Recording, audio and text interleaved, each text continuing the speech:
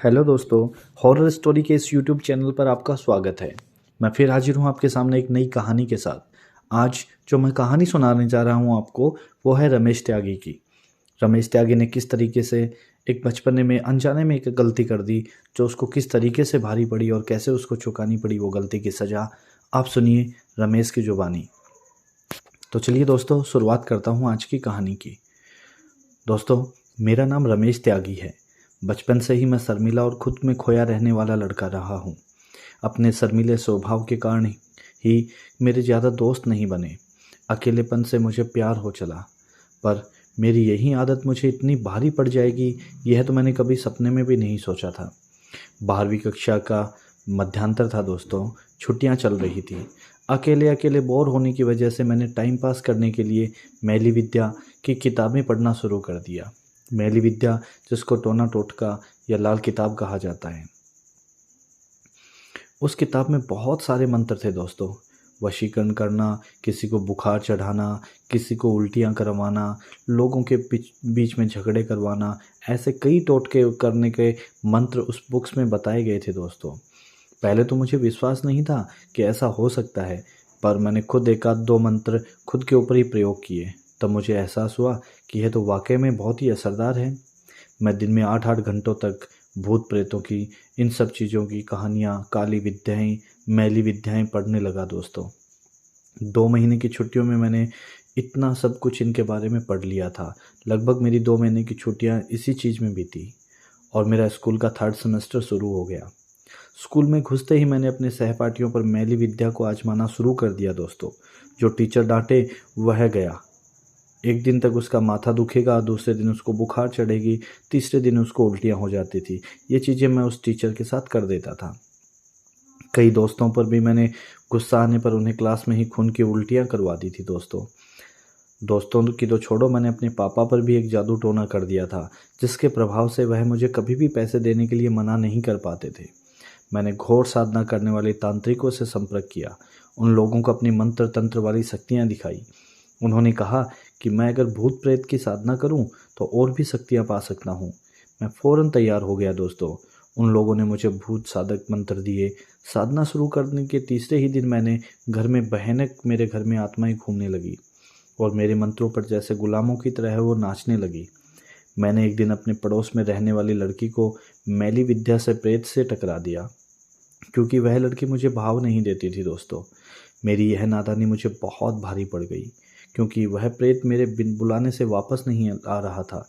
मैंने उस लड़की के पास उसको भेज तो दिया, परंतु वह मेरे कहने से या मेरे बार बार बुलाने से भी वह उसके शरीर से वापस नहीं आ रहा था। उसने उस लड़की के शरीर में ही वास कर लिया। मैं यह तो नहीं चाहता था दोस्तों कि ऐसा हो। मैं तो सिर्फ उसे सबक सिखाना चाहता था। अब वह मामला गंभीर हो गया दोस्तों। वह प्रेत उस लड़की का खून चूसने लगा। वह पूरी पागल सी होने लगी।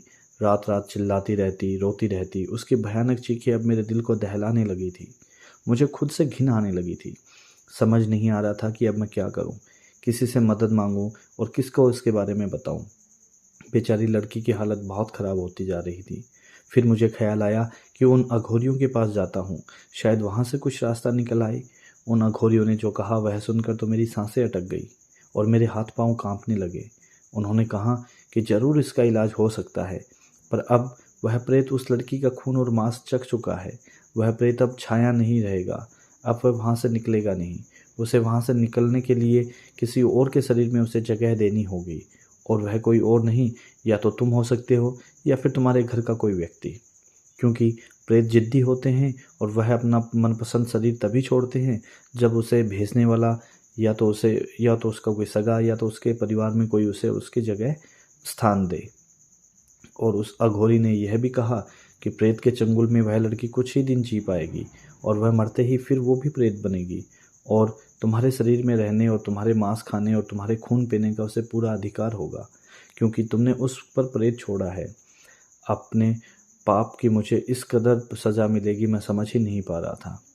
लोग मुझे ऐसे डराते जा रहे थे, वो अघोरियाँ मुझे पता नहीं क्या क्या कहते जा रहे थे दोस्तों। मैंने फैसला किया कि उस प्रेत को मैं अपने ऊपर लूँगा। इस काम में उन अघोरियों ने मेरी मदद करी। वही लोग उस लड़की के घर गए और उस बेकसूर लड़की को उस प्रेत से आज़ाद कराया। अब सज़ा भुगतने की बारी मेरी है। आज मैं फिर अकेला हूँ, कभी कभी बीमार भी रहता हूँ। पढ़ाई छोड़ दी है मैंने, खुद से ही नफरत हो गई है दोस्तों मुझे। वह प्रेत मेरे अंदर ही रह रहा है। इस बात से मुझे डर तो लगता है, पर पता नहीं कब वह अपना प्रभाव दिखाना शुरू करेगा। उन अखोरियों ने कहा था कि इस वक्त मेरा मनोबल मजबूत है, इसीलिए यह प्रेत प्रभाव नहीं दिखा रहा है। वह मेरा मांस खाकर और खून पीकर धीरे धीरे प्रबल होगा, और फिर मेरे कमजोर पड़ने पर वह तांडव मचाएगा। मैंने उन अघोरियों से पूछा, क्या इस प्रेत को मुझसे दूर करने का कोई उपाय है, यानी कि उसे किसी और इंसान पर छोड़ दें बिना किसी मुश्किल के। तब उस अघोरियों ने कहा, बेटा, यह तो तेरे ही कर्मों की सजा है। जब तक तेरे पापों की भरपाई नहीं होगी तब तक तुझे इस बला से छुटकारा नहीं मिलेगा। हाँ, अगर तू गहरे पापों के दलदल में उतरना चाहता है तो अपने किसी परिवार के सदस्य को चुन ले जिस पर तू इस भयानक प्रेत को छोड़ सके। मैंने निश्चय कर लिया है दोस्तों कि अब अच्छाई के रास्ते पर ही चलूंगा, और मैं खुद ही अपने पापों की सजा भुगतूंगा, चाहे क्यों ना मेरी मौत ही हो जाए। मित्रों, मेरे लिए दुआ करना। मैं आपका रमेश त्यागी। तो दोस्तों, ये थी रमेश त्यागी की कहानी। इसके लिए दुआएं ज़रूर करना। कहानी कैसी लगी कमेंट्स के जरिए अपनी राय ज़रूर रखिएगा। धन्यवाद।